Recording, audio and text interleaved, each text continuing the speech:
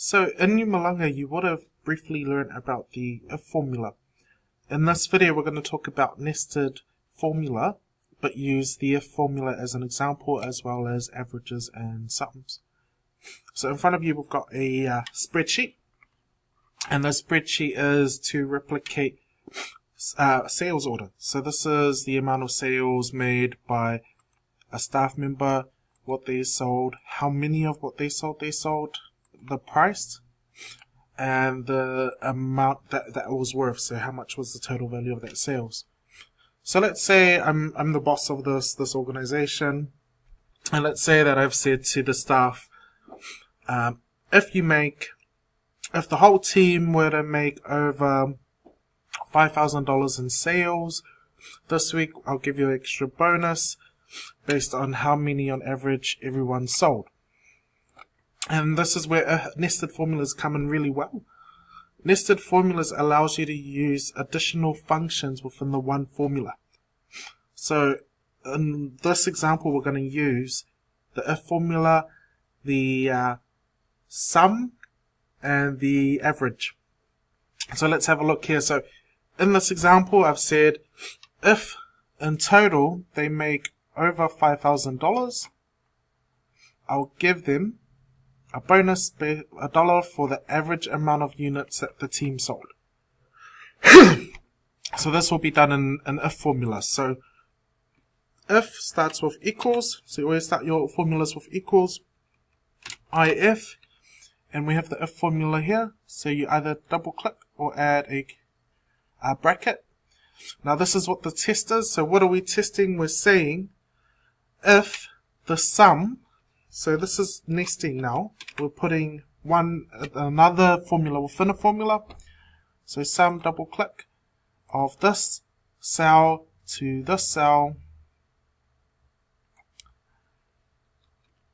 and then end. So that's our first, this is our first formula, and then we're going to put in the column. So now it's asking, okay, so if the sum is what? Actually, we need to go back. I need to do the test. If it's more than 5,000, I think that's what I said. If they make more than 5,000, they'll get a bonus. If they make more than $5,000 within sales, then they get the average. So now that we're in a new section, we're going to create another formula. So average, and you can see average is here. And we're going to the average amount of units sold.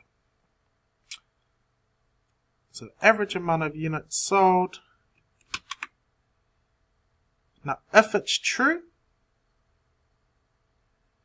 what we are saying is if it's true, that's what they're getting. They're getting the average amount. Now if it's false, and that's where it's coming up here. So you can see here where it says if it's false. If it's false, they get nothing. And then we close the bracket to end that equation.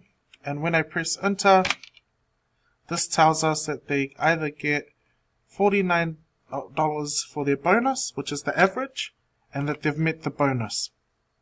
So let's see what happens if I brought that condition down to 4,000.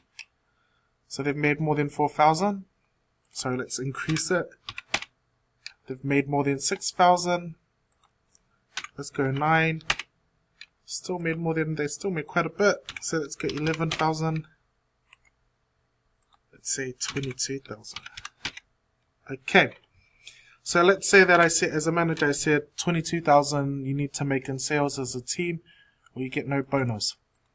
So therefore, their bonus entitlement is 0.